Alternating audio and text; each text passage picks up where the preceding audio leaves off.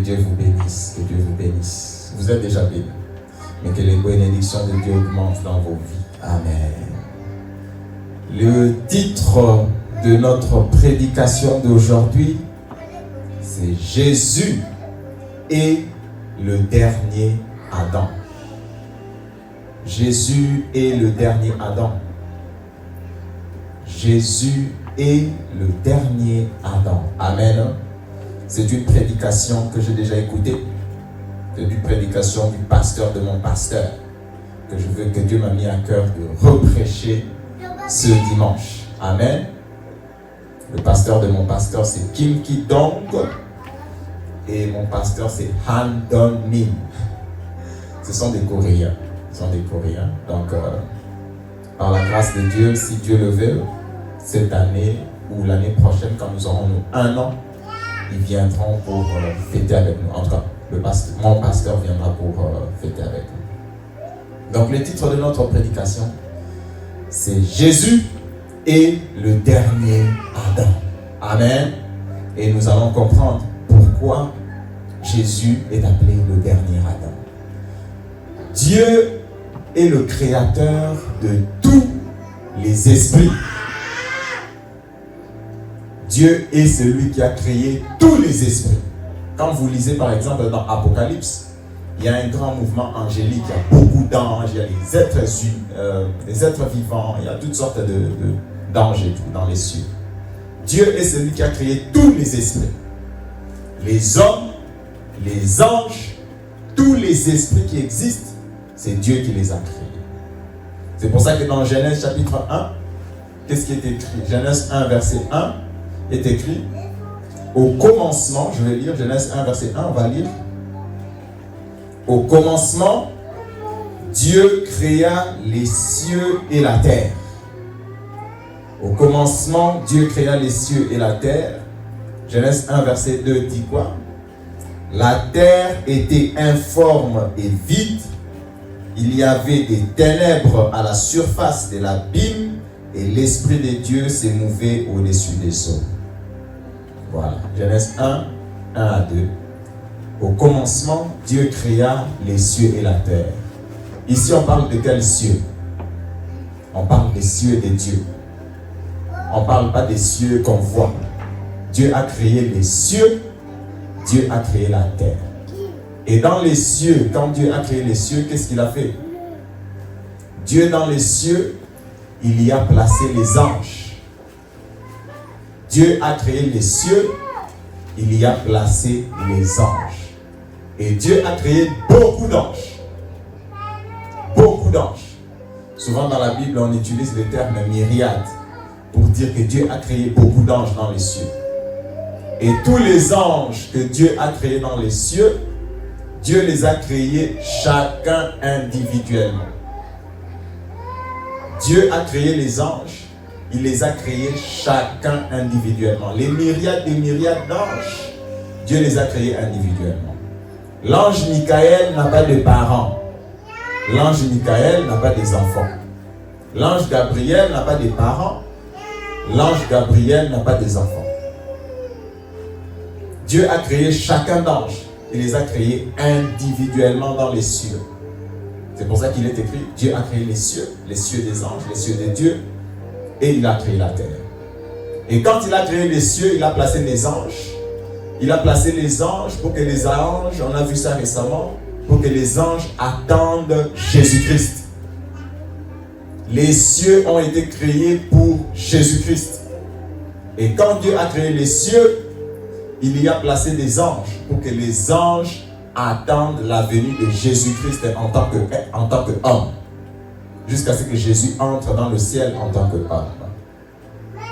Mais avant que Jésus-Christ n'entre dans le ciel, qu'est-ce qui s'est passé? Un des anges a péché. Un des anges a péché. Et Dieu l'a enfermé où? Dieu l'a précipité dans les ténèbres. Je voudrais que vous me suivez ici, c'est très important. Dieu a créé les cieux et la terre. La terre était informe et vide, et les ténèbres étaient sur la terre. Quand l'ange dans les cieux a péché, Dieu l'a précipité dans les ténèbres. Dans les ténèbres. On va lire Jude, Jude chapitre 6, c'est juste avant Apocalypse. Jude chapitre 6, s'il vous plaît.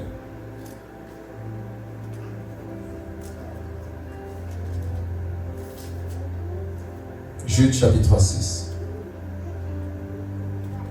On va lire 5 à 6 pour avoir le contexte.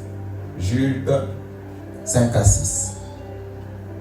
Je veux vous rappeler, à vous qui savez fort bien toutes ces choses, que le Seigneur, après avoir sauvé le peuple et l'avoir tiré du pays d'Égypte, fit ensuite périr les incrédules, que le Seigneur encore a réservé pour le jugement du grand jour, enchaînés éternellement dans les ténèbres, les anges qui n'ont pas gardé leur dignité, mais qui ont abandonné leur propre demeure. Les anges qui étaient dans les cieux, qui ont péché, les anges qui ont abandonné leur dignité, Dieu les a enfermés dans les ténèbres éternellement. Dieu les a enfermés dans les ténèbres. Amen. Amen. 2 Pierre, on va lire aussi 2 Pierre s'il vous plaît. 2 Pierre 2, chapitre 4. 2 Pierre 2, chapitre 4. Je vais lire au nom de Jésus. Car si Dieu n'a pas épargné les anges qui ont péché, mais s'il les a précipités dans les abîmes des ténèbres et les réserve pour les jugements. Au commencement, Dieu a créé les cieux et la terre. Et dans les cieux, il a placé les anges. Beaucoup d'anges. Et il y a eu des anges qui ont péché. Le diable, qui ont soulevé le diable. Les anges ont péché. Dieu les a enfermés dans les ténèbres. Dieu les a enfermés dans les ténèbres pour attendre le jugement. Mais où sont ces ténèbres où Dieu a enchaîné le diable et ses cohortes? Où se trouvent ces ténèbres? Amen, vous me suivez? Où se trouvent les ténèbres où Dieu a enfermé le diable et ses cohortes? Genèse chapitre 1 verset 2. 1 à 2, on va lire encore pour attirer votre attention. Genèse 1 à 2. Au commencement, Dieu créa les cieux et la terre. La terre était informe et vide. Il y avait des ténèbres à la surface de l'abîme. Et l'Esprit de Dieu s'est mouvé au-dessus des eaux. Ça correspond à 2 Pierre. Où est-ce que le diable a été enfermé? Le diable, pour être clair, le diable a été enfermé dans les ténèbres, dans cet univers. C'est dans ces ténèbres ici, si vous lisez plus bas, Dieu dit quoi? Que la lumière soit. Et la lumière fut. Le diable a été enfermé dans le cosmos. Le diable a été enfermé dans l'univers. Le diable a été précipité sur la terre, enfermé dans les ténèbres, enfermé dans l'univers. Amen. Ici, c'est ici que le diable a été précipité.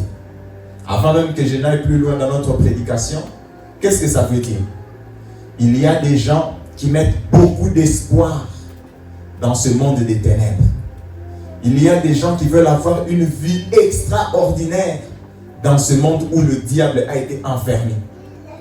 Ici, d'un autre point de vue qui est biblique, qu'est-ce que c'est que l'univers?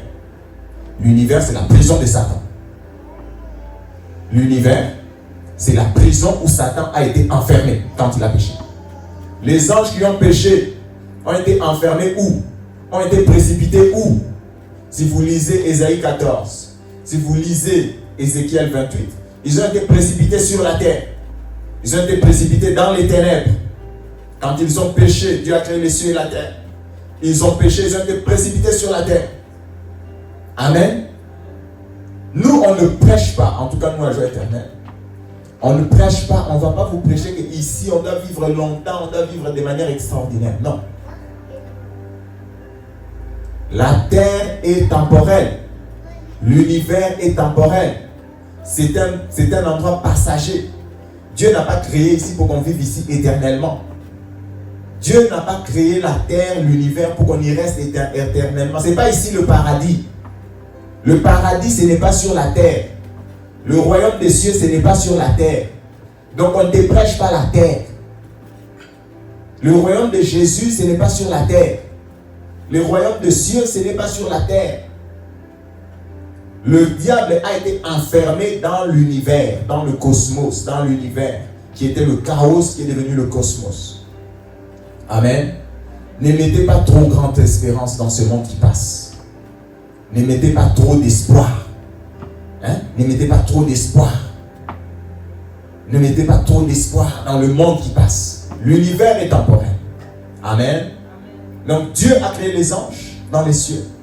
Et l'ange a péché. Il a été transféré ici dans sa prison. C'est ici, c'est une prison. C'est la prison du diable, l'univers. Je n'ai pas beaucoup entendu ça. L'univers où nous vivons, c'est la prison du diable. Le diable a été précipité ici, sur la terre, dans le cosmos. C'est ici qu'on l'a enfermé. C'est dans la prison que toi tu veux faire la belle vie. Et Dieu nous a envoyés ici en mission. L'homme a été créé pour servir Jésus. L'homme a été créé dans un but et partir au ciel. Mais les hommes sont venus, c'est donc les gens qui partent en servir en prison. Les gardiens des prisons. On t'envoie pour servir, toi tu aimes la prison, tu veux rester là-bas. L'homme n'a pas été créé pour vivre ici éternellement. L'homme a été créé pour servir, pour que Jésus vienne, juge le diable, le condamne, et ensemble, ils entrent dans les cieux. Pas pour rester ici. Amen. L'homme n'a pas été créé pour rester sur la terre. On veut vivre ici. Quelqu'un, toi tu es un envoyé qui va travailler en prison. Amen. Donc, ne mettez pas, regardez bien la Bible et comprenez le point de vue de Dieu. 2 Pierre chapitre 2 verset 4. Jude verset 6. 2 Pierre chapitre 2 verset 4. Jude verset 6. Allez encore méditer ce verset à la maison. Les anges qui n'ont pas gardé leur demeure ont été précipités dans les ténèbres. Et les ténèbres dont on parle, c'est les ténèbres de Genèse 2.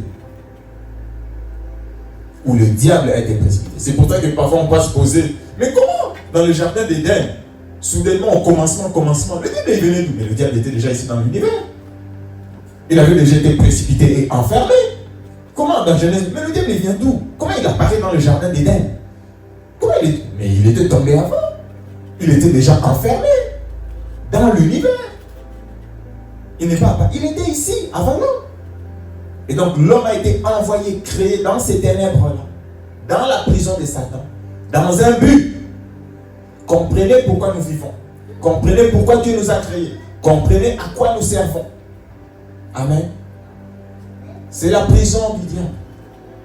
Et l'univers est temporel. Donc Dieu a créé chacun d'anges.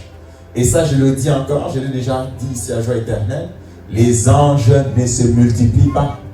Les anges n'ont pas d'ancêtres. Les anges n'ont pas d'enfants. Parfois, on dit que les anges sont tombés et ils se sont multipliés avec les hommes. Les anges ne se multiplient pas. C'est comme si tu voulais multiplier un poisson avec quoi? Avec un gorille. Par A plus B, ça ne se mélange pas. Les anges sont spirituels, l'homme est charnel, l'homme est corporel et humain. Ce sont des choses qui ne se multiplient pas. Même quand un ange prend une forme humaine, Jésus est devenu un homme. Ce n'est pas la même chose. Même quand un homme, mais Jésus encore, on va en parler tantôt. Même quand un homme t'apparaît comme ça en forme humaine, ça ne veut pas dire que dedans là-bas il y a des intestins, il y a le cœur, il y a tout. Même quand un ange t'apparaît comme ça en forme humaine, il prend la forme. Ça ne veut pas dire au-dedans de lui, il y a des intestins, il y a du cœur, ça ne veut pas dire ça. Parce que les anges apparaissent aussi comme du feu. Ils apparaissent aussi comme du vent. On le parle d'eux comme le feu, comme le vent, comme des hommes. Ça ne veut pas dire que quand il t'apparaît comme ça veut dire que dedans il y a les intestins, tout ce qui fonctionne. Non, ça ne veut pas dire ça. Ça ne veut pas dire ça. Il prend une apparence. Il prend une apparence. Il ne devient pas. Il prend une apparence. Jésus est devenu. Jésus marchait.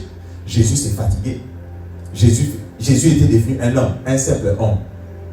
Pas les anges. Les anges prennent des apparences. Mais ils ne sont pas des hommes. Ils prennent une apparence humaine. Mais ce n'est pas un homme. Est-ce que vous comprenez? Ceux qui sont spirituels peuvent comprendre. On prend une apparence d'un homme, mais ce n'est pas un homme. Toi, tu sais que ce n'est pas un homme. Amen. Donc Dieu, comme il est le Père de tous les esprits, qu'est-ce qu'il a fait? Il a créé aussi l'homme.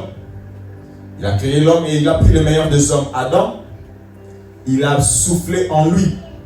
Il a mis en lui le souffle de vie. Le souffle dont on parle dans Genèse chapitre 2, c'est l'esprit. L'esprit de l'homme a été créé où? L'esprit de l'homme n'a pas été créé sur la terre. L'esprit de l'homme a été créé au ciel. C'est pour ça que l'esprit de l'homme peut retourner au ciel. Le vrai toi, ce n'est pas le corps, c'est l'esprit. L'esprit de l'homme a été créé sur la terre. C'est pour ça qu'on dit, qu'est-ce qu'on dit? Dieu a soufflé. Ce qui vient de Dieu vient du ciel. Dieu a soufflé. Il a mis en homme l'esprit. Il a mis en l'homme. Donc l'esprit est venu d'où? Dieu n'a pas pris l'esprit sur la terre. On dit que c'est venu de Dieu. Dieu a soufflé. Amen. Mais le corps est venu d'où? Le corps est venu de la poussière. Il est écrit que Dieu avait pris la poussière et il a formé l'homme. Donc l'homme, il n'est pas comme les anges. L'homme est un mélange, est un être spécial. C'est un être spirituel matériel. C'est un être en même temps qui est esprit et qui est matière. L'homme est un être spirituel matériel. Mais les anges sont purement et simplement esprit. L'homme est un être spirituel et matériel. L'homme est différent aussi des animaux. Parce que sur la terre, il y a des êtres qui sont purement et simplement matière. L'homme est différent d'un chien. L'homme est différent de tous les animaux. Même si les animaux respirent aussi, mais les animaux n'ont pas d'esprit. N'ont pas l'esprit que Dieu a donné à l'homme. Amen. L'homme donc est un mélange de matière et d'esprit. Dieu a créé le corps de l'homme de la poussière et il a soufflé, il a mis l'esprit en lui. Mais les anges, Dieu les a créés des myriades, des milliers, chacun individuellement. Mais pour l'homme, Dieu, qu'est-ce qu'il a fait? Il n'a pas créé plusieurs esprits, des milliards d'esprits. Non. Dieu n'a pas créé des milliards d'esprits. Dieu a créé un esprit. Un seul esprit. L'esprit, c'est Adam. On peut dire Adam. Dieu a créé seulement un seul esprit. L'esprit d'Adam. Et l'esprit d'Adam, le seul esprit. Et par cet esprit-là, Dieu voulait avoir quoi? Une postérité divine. Je vais expliquer tantôt. Dieu voulait avoir quoi? Des milliers d'humains. Une postérité divine. Donc Dieu a créé juste un seul esprit. Et par cet esprit-là, les êtres humains se sont multipliés. Mais l'être humain, le premier en qui Dieu avait mis l'esprit, a péché. Il est tombé. Il a péché. Il a désobéi par séduction du diable dans le jardin d'Éden. C'est comme ça que on parle de quoi? On parle du péché d'Adam. Pourquoi nous les chrétiens nous disons que tu es né pécheur? Tu es pécheur des naissances. Même les enfants qui sont ici doivent croire en Jésus. Ils sont déjà des pécheurs. Pourquoi? Ils ont le péché d'Adam. Le péché originel. Pourquoi? L'esprit qui est en eux, c'est l'esprit d'Adam. C'est le même esprit qui se ramifie. C'est le même esprit qui se multiplie. C'est pour ça qu'on parle du péché d'Adam. Le premier péché du premier homme se trouve dans tous les hommes de la terre. Ils ont ces péchés-là. Le péché d'Adam. Le péché originel. Amen. Le péché d'Adam, le péché originel. Dieu a créé un seul esprit pour les êtres humains. Un seul esprit. Et c'est cet esprit-là qui s'est multiplié. Quand vous lisez dans Genèse 7, quand on parle des fils de Dieu et des fils des hommes, il s'agit de la corruption des lignées. Il ne s'agit pas des anges et des hommes. Il s'agit de la corruption des lignées. Mais on va prêcher ça une prochaine fois si Dieu le veut. Il s'agit de la corruption des lignées. Donc le péché d'Adam se trouve dans tous les hommes de la terre. Quand Adam a péché, le péché est entré. Et tous les hommes de la terre se sont retrouvés pécheurs. On va lire Malachie. Malachie chapitre 2. C'est juste avant le Nouveau Testament. C'est très mal traduit. c'est bien écrit, surtout dans la version, dans d'autres versions. Louis II, c'est pas bien traduit. Si vous lisez King James, c'est vraiment bien expliqué, plus ou moins. Malachie chapitre 2, verset 15. On va lire. Nul n'a fait cela avec un reste de bon sens. Un seul l'a fait, et pourquoi? Parce qu'il cherchait la postérité que Dieu lui avait promise. Prenez donc garde en votre esprit et qu'aucun ne soit infidèle à la femme de sa jeunesse. Ici, il faut que j'explique. Si vous lisez King James en anglais, c'est un peu plus clair. Dieu a créé un seul esprit, de l'homme et de la femme, il n'a fait qu'un seul esprit. Pourquoi? Parce que Dieu cherchait une postérité divine. Une postérité, Dieu cherchait la postérité divine. Une postérité divine. Donc Dieu a fait un seul esprit. Un seul esprit. J'espère que vous avez lu aussi. Un seul esprit. Vous lirez vous-même, ferez vos recherches. Dieu a fait un seul esprit parce que Dieu cherche une postérité divine. Dieu a créé juste l'esprit d'Adam. Et l'esprit d'Adam s'y ramifie. L'esprit d'Adam est descendu jusqu'à nous aujourd'hui. Jusqu'à nous aujourd'hui. Mais c'est quoi la différence maintenant? Pourquoi on a dit Jésus? Est-ce que Jésus, pourquoi Jésus a la capacité de venir, de mourir à la croix et de nous racheter? Comment Jésus a la capacité de venir, de mourir à la croix et de nous racheter? Parce que Jésus, il est qui? On va lire. On va commencer. Matthieu, s'il vous plaît. Vous allez comprendre. On va y aller. On va lire 1, 2, puis 16. Matthieu 1 et 2, puis on saute, on va directement à 16. Matthieu 1 et 2, puis on lit 16. Il est écrit: généalogie de Jésus-Christ, fils de David, fils d'Abraham. Abraham engendra Isaac.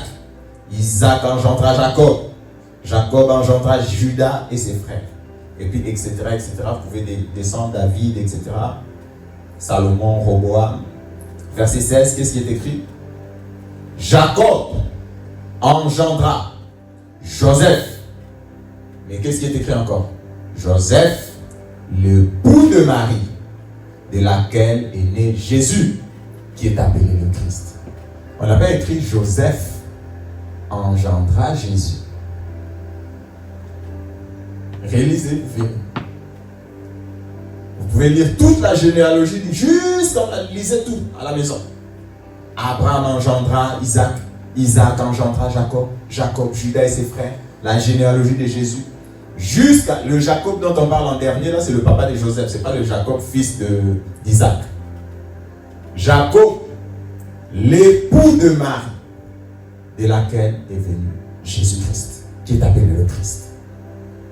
Donc Jésus n'est pas venu des lignées humaines. Le péché d'Adam ne se trouve pas en Jésus. C'est pour ça que depuis Genèse, on lui avait dit, on lui avait fait la promesse.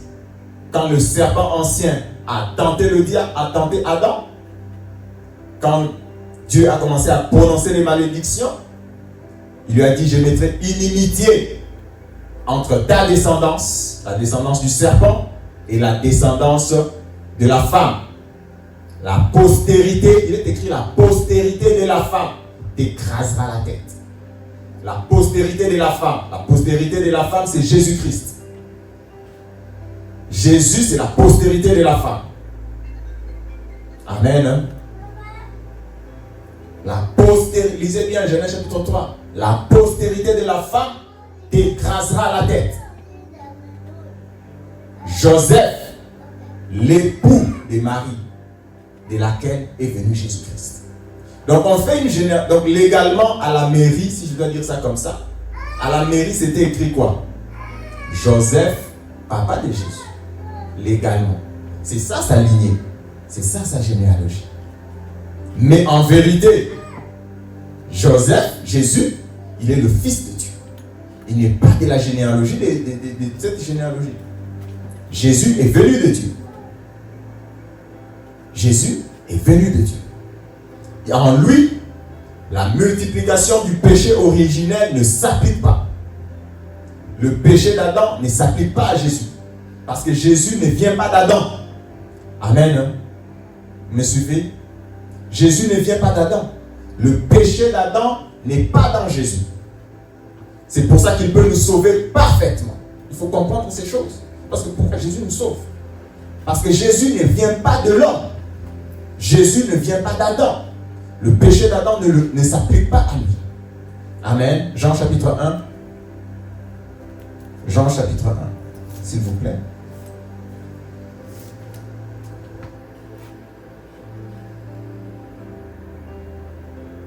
Jean chapitre 1. On va lire verset 1.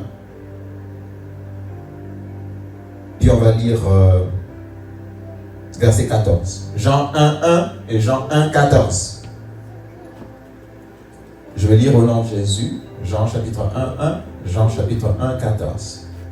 Au commencement était la parole. La parole était avec Dieu.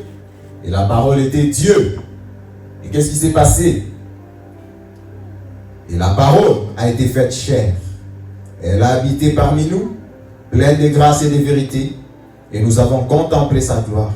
Une gloire comme la gloire du Fils unique, venu du Père. Jésus, c'est la parole.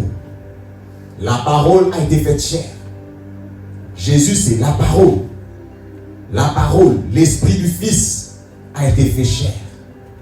C'est lui qui, nous avons lu dans une des prédications il y a peut-être 2 ou 3 jours, 2 dimanches ou 3 dimanches, manifesté en chair, justifié par l'esprit, vu des anges, élevé dans la gloire. Vous vous rappelez? Amen. Vous vous rappelez du verset dont je parle? C'est lui, Jésus, manifesté en chair, justifié par l'esprit, vu des anges.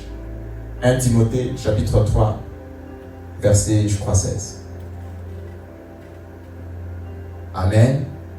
La parole a été faite chair. La parole a été faite chair. Jésus, c'est la parole qui est devenue chair. Amen. Dans le corps de Jésus, le corps de Jésus-Christ, ce n'est pas la poussière devenue corps. Le corps de Jésus, c'est la parole devenue chair. Amen. Le corps de Jésus est différent de ton corps. Le corps de Jésus, je peux dire, est un corps directement spirituel. Le corps de Jésus est un corps spirituel. C'est la parole qui est devenue chair. Mais mon corps, ce n'est pas un corps spirituel. Mon corps, c'est la poussière de la terre. Le corps de Jésus, c'est la parole qui est fait chair. Amen. Le corps de Jésus, c'est la parole qui est fait chair. Donc le verset qui dit que tu es poussière, tu retourneras à la poussière, ne s'applique pas au corps de Jésus. Parce que le corps de Jésus-Christ n'est pas poussière. Et son essence, de par son essence, de par sa source, le corps de Jésus n'est pas poussière. Le corps de Jésus, c'est l'esprit qui est devenu un corps. C'est un esprit qui est devenu un corps, qui n'a pas pris une apparence corporelle, qui est devenu un corps. Je sais ce que je dis là. Jésus est devenu un corps. Son corps, la parole a été faite chair. C'est pour ça que quoi? C'est pour ça que le corps de Jésus, mourant à la croix, le corps de Jésus à quel niveau? Le corps de Jésus mourant à la croix, le corps de Jésus, c'est ton esprit. Ton esprit est, je peux dire, à égalité avec le corps de Jésus. Le corps de Jésus mourant à la croix, c'est la représentation, pas de ton corps. Les gens, Jésus est mort à la croix, ils pensent à leur corps. Non! La mort de Jésus à la croix, c'est la représentation, pas de ton corps qui meurt. C'est la représentation de l'âme qui est morte. Genèse chapitre 2. Quand tu mangeras du fruit, tu mourras. La mort de l'esprit de l'homme, c'est le corps de Jésus. Amen. Le corps de Jésus crucifié, c'est l'esprit de l'homme qui est crucifié. Le corps de Jésus égale. Parce que beaucoup de gens posent des questions. Mais comment Jésus peut-il mourir pour moi? Pourquoi Jésus peut-il mourir pour moi? Et comment Jésus peut mourir pour tous les hommes de la terre? Ça veut dire quoi? comment lui seul, il meurt pour tous les hommes de la terre. Amen.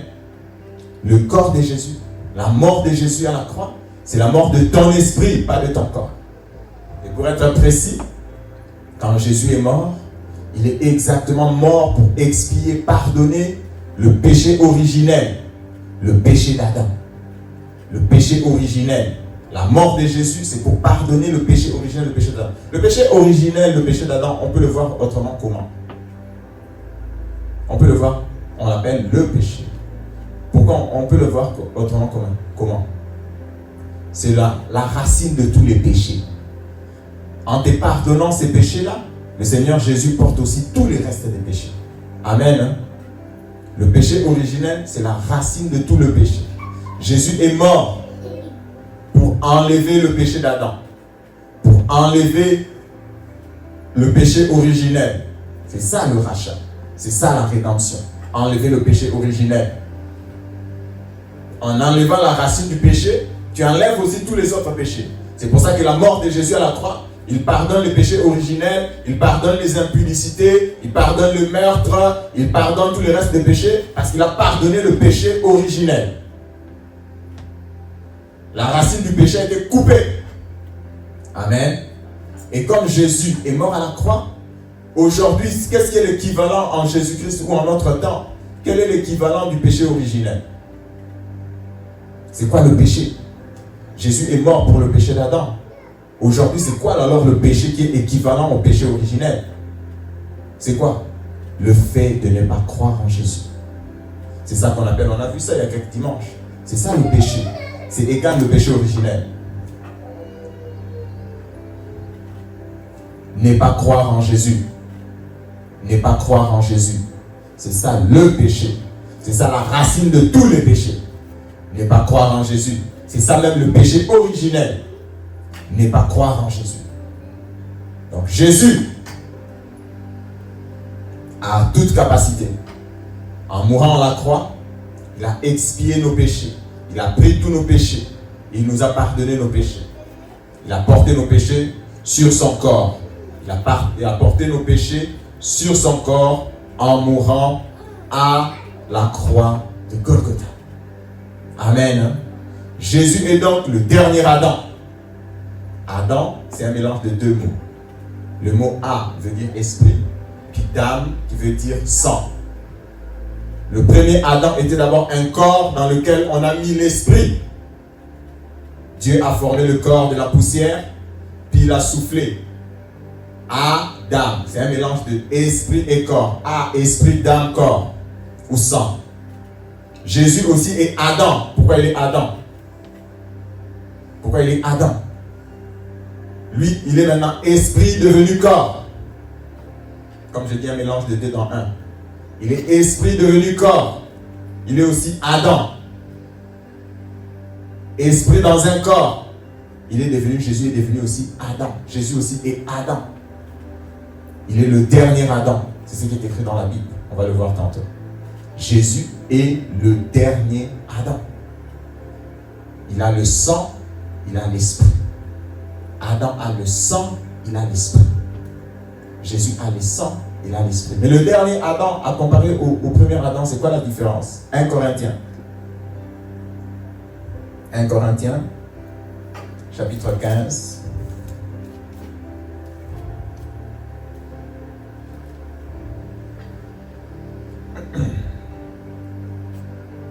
« 1 Corinthiens 15, excusez-moi.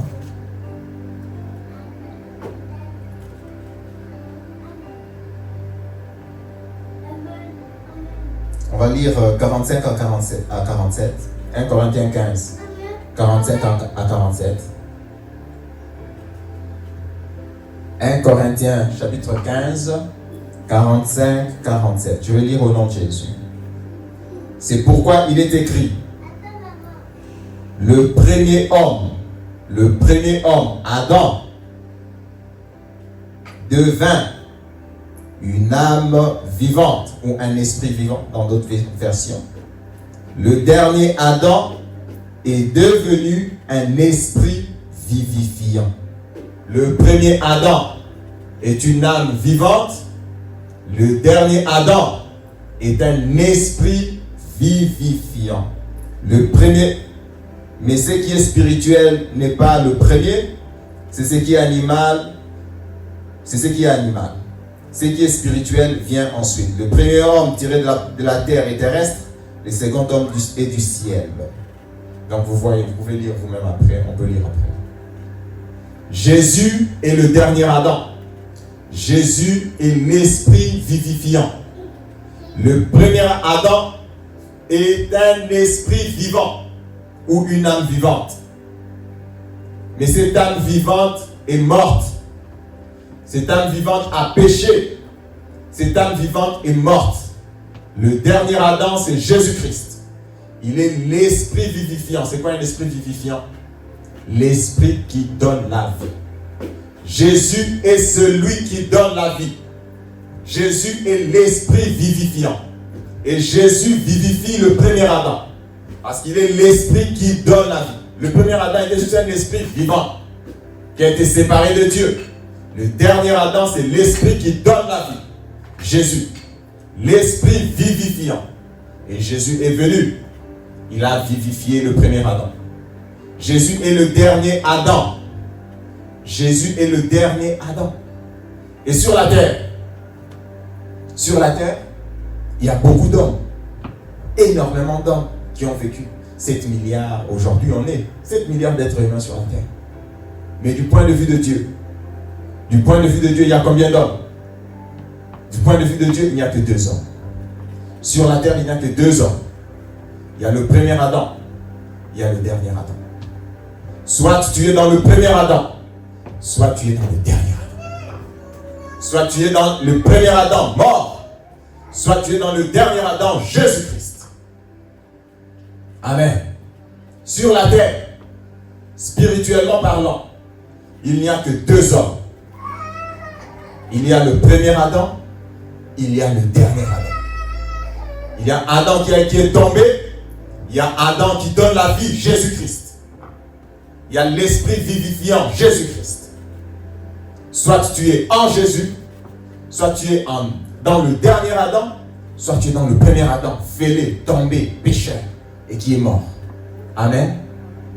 Et aujourd'hui, quand nous vivons, on essaie toujours de nous identifier. Non, tu es de ta famille, tu es de Pérou, tu es je ne sais pas moi de quel pays, vous les gens de tel pays, vous êtes tous comme ça. Ok. Tout ceci remonte à qui? Tout ceci, tous ces gens-là, Pérou, Venezuela, Congo, machin, tout ça, ça remonte à qui? Ça remonte au premier Adam. Tous ont le péché d'Adam. Tous les hommes ont le péché d'Adam. Et donc le péché d'Adam avec ses conséquences, les malédictions, les maladies, tout ce qui va avec. Tout ce qui va avec. Tout ce qui va avec. Ou soit tu es dans le premier Adam, ou soit tu fais le transfert. Tu vas dans le dernier Adam. Tu vas dans le dernier Adam. Dans la bénédiction, l'esprit vivifiant, l'esprit qui donne la vie, l'esprit qui donne la bénédiction, l'esprit qui donne la vie en abondance, l'esprit qui guérit les maladies. Jésus-Christ, le dernier Adam, l'esprit vivifiant. Amen. Jésus est l'esprit vivifiant. Adam, le premier Adam est un esprit vivant. Mais Jésus est un esprit vivant qui donne la vie. Amen. Jésus est un esprit vivant qui donne la vie. Nous sommes en Jésus. Et par la foi, nous quittons le premier Adam pour aller dans le dernier Adam. Par la foi, nous quittons Adam, le péché originel. Nous croyons en Jésus. Quand on a cru en Jésus, on a transféré, on a traversé du premier Adam au dernier Adam. Du premier Adam au dernier Adam. N'ayez pas peur. Le diable essaie toujours de vous identifier à vos trucs. Non, toi tu viens de quelle origine? Toi, Écoute, spirituellement, il n'y a que 2 personnes. Soit c'est le premier Adam, soit c'est le dernier Adam. Tu dois toujours rappeler au diable. Malgré qu'il va essayer de t'identifier. Non, toi tu viens de vous là. Non. Moi, je suis dans le dernier Adam. Spirituellement, retenez seulement ça. Il n'y a que deux hommes. Le premier Adam et le dernier Adam. Soit tu es dans le premier Adam avec les malédictions, les problèmes, les maladies, les machins, les machins. Soit tu es dans le dernier Adam, Jésus-Christ. C'est lui qui a restauré notre vie. C'est lui qui a changé notre destin. Jésus de Nazareth. Amen. Soit tu es dans le premier Adam, soit tu es dans le dernier Adam. Continuellement, le diable va continuer à te rappeler. Non, en fait, toi, tu n'es pas en Jésus. Les bénédictions qu'il y a en Jésus, ça ne s'applique pas à toi. Regarde ta vie. Regarde comment tu es devenu. Regarde. Non. Ces histoires-là, ce n'est pas par la force, ce n'est pas par la puissance, c'est pas par la force. Jésus l'a fait. C'est par la puissance de Dieu. Tu es dans les derniers Adam. Tu le confesses, tu le crois, tu le vis, tu le vivras. Amen. Nous sommes dans le dernier Adam. Jésus est mort, a payé le prix du péché. Jésus est mort. Sa mort à la croix est la représentation de la mort de mon âme, la mort de mon esprit, la séparation d'avec Dieu. C'est ce que Jésus a fait. C'est ce que Jésus a payé pour que moi je sois réuni et uni à Dieu le Père. Amen. Amen. Nous sommes, nous, en Jésus-Christ. Nous sommes dans le dernier Adam. Nous ne sommes pas en Adam. Ne soyez pas intimidés. Ne soyez pas intimidés. Tu n'es pas en Adam le tombé. Tu n'es pas dans Adam le maudit. Tu n'es pas dans Adam le maladif. Tu n'es pas dans ces Adam-là. Tu es dans le dernier Adam. Jésus-Christ. Tu es dans lui. Et il a payé le prix. Amen. Il faut le confesser. Il faut le croire. Dieu est le Père de tous les esprits. Jésus est venu dans ce monde. Il a sauvé les êtres humains. Et il les a sauvés parfaitement. Le manque de foi, le péché, c'est de ne pas croire en ce que Jésus a fait. C'est ça le péché. Le péché, c'est de ne pas croire que tu es dans le dernier Adam. Le péché, c'est de ne pas croire que Jésus a tout fait. Le péché, c'est ça. Amen. On va clôturer avant de prier. Le temps file. Romains chapitre 5. Romains chapitre 5. 16 à 17. Romains 5, 16, 17. C'est un beau verset.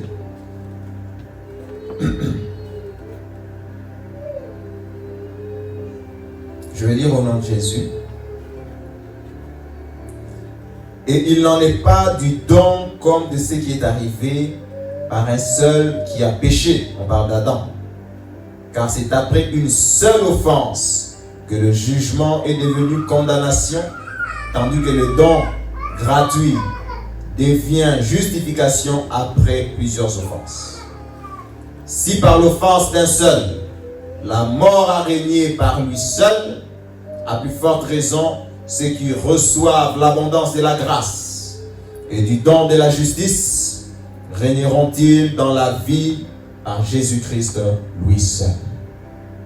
Par l'offense d'un seul, ici je parle, comme j'ai commencé à expliquer, l'esprit de l'homme se ramifie. Par l'offense d'un seul, par le seul péché d'Adam, nous tous nous sommes pécheurs. Et par l'obéissance d'un seul, par l'œuvre achevée du Christ, par l'œuvre parfaite du Seigneur, nous régnons dans cette vie. Amen. Par l'œuvre de Jésus, par le dernier Adam, Jésus-Christ, l'Esprit vivifiant, l'Esprit qui nous a redonné la vie. Jésus qui nous a redonné la vie. Il n'y a pas de vie en dehors de Jésus-Christ. Jésus est la vie. Jésus est l'Esprit vivifiant. Ici, je ne parle pas de la vie animale. Je ne parle pas de la vie biologique. Je parle de la vie éternelle. Il n'y a pas de vie sans Jésus. Il n'y a pas de vie sans Jésus. Jésus vivifie. Jésus vivifie. Donc nous, aujourd'hui et désormais, qu'est-ce que nous faisons? Nous sommes attachés à qui? À l'Esprit vivifiant. Tu dois rester attaché pour continuer de vivre. Tu dois rester attaché à l'Esprit qui te communique la vie permanemment. Tu dois rester attaché à Jésus. C'est la seule façon pour nous aujourd'hui de vivre. Que quand tu te déconnectes à Jésus, il n'y a plus de vie. Parce que Jésus, c'est l'esprit vivifiant. C'est l'esprit qui donne la vie. Tu te déconnectes de Jésus, il n'y a plus de vie. Seul Jésus redonne la vie à Adam qui est tombé et à tous ceux qui étaient en Adam, à toute l'humanité tombée, à toute l'humanité qui a péché. Jésus est Jésus seul. Jésus est Jésus seul. Et celui qui donne la vie. Jésus est le dernier Adam. L'esprit qui donne la vie, c'est Jésus-Christ. L'esprit vivifiant, c'est Jésus-Christ. En dehors de lui, il n'y a pas de vie. Seulement en Jésus. Et nous qui croyons en Jésus, nous restons attachés au Christ. Parce que c'est seulement lui, le dernier Adam. L'esprit vivifiant. Amen. Amen. Nous allons prier. Nous allons prier pour que le Seigneur nous fasse grâce. De quoi? De rester attaché à la grâce. De rester attaché à Jésus-Christ. Seul Jésus donne la vie. Seul Jésus est l'esprit vivifiant. Seul Jésus va te garder en vie. Si tu es séparé de Jésus, il n'y a pas de vie. C'est pour ça que nous faisons tout ce que nous faisons ici. Pourquoi? Parce que nous savons que c'est seulement Jésus qui est l'esprit vivifiant. C'est l'esprit vivifiant, Jésus. L'esprit qui donne la vie, c'est Jésus. Si tu quittes Jésus, il n'y a pas de vie. Si tu quittes Jésus, c'est Adam qui était vivant, qui est mort. Une âme vivante qui est déjà morte. Le premier Adam est mort. Il était devenu une âme vivante. Le dernier Adam, c'est Jésus-Christ, l'esprit vivifiant. Amen. On va prier au nom de Jésus. Tendre Père, dans le nom de Jésus, nous te rendons grâce. Nous te disons merci. Merci de nous avoir vivifiés par Jésus. En Jésus, tu nous as donné une nouvelle vie. En Jésus, tu nous as donné une nouvelle vie. En Jésus, tu nous as donné une nouvelle vie. En Jésus, tu nous as donné une nouvelle vie. En Jésus, Seigneur, tu nous as vivifiés de mort que nous étions, Seigneur, dans la mort où nous étions, la mort éternelle. Jésus nous a vivifiés. Jésus nous a ramenés à la vie. Jésus qui est le dernier Adam. Jésus qui est l'esprit vivifiant. Jésus nous a ramenés à la vie. Jésus nous a redonné la vie. Jésus nous a redonné la vie. Jésus nous a redonné la vie. Jésus nous a redonné l'espérance. Jésus nous a redonné la vie. Oh, tendre Père, nous te disons merci. Merci de nous avoir donné Jésus. Merci de nous avoir donné Jésus, l'Esprit qui nous donne la vie au quotidien. Par lui nous vivons, Seigneur. Par lui nous vivons chaque jour. Sa parole nous donne la vie au quotidien. Sa parole est un pain vivant. Ta parole est un pain qui donne la vie. Seigneur, sa parole nous donne, Seigneur, la vie au quotidien. Seigneur, je prie au nom de Jésus pour que toute notre vie, par le Saint-Esprit, donne-nous d'être attachés à Jésus-Christ. Donne-nous d'être attachés à Jésus-Christ. En dehors de Jésus, pas de vie. En dehors de Jésus, pas de vie. En dehors de Jésus, pas de vie. Jésus seul et Jésus seul. Jésus seul et Jésus seul. Jésus seul et Jésus seul. Jésus seul et Jésus seul. C'est lui qui nous donne la vie. C'est lui qui nous vivifie. C'est lui qui nous donne la vie. C'est lui qui nous donne la vie. C'est lui qui nous donne la vie. C'est lui qui nous a donné la vie. C'est lui qui nous donnera la vie. Oh, tendre Père, je prie, quoi qu'il arrive dans nos vies, Seigneur, que nous restions attachés au Christ de Dieu, que nous restions attachés à l'Esprit vivifiant, que nous restions attachés à celui qui nous donne la vie pour l'éternité, la vie supérieure, Seigneur, la vie Zoé, la vie éternelle.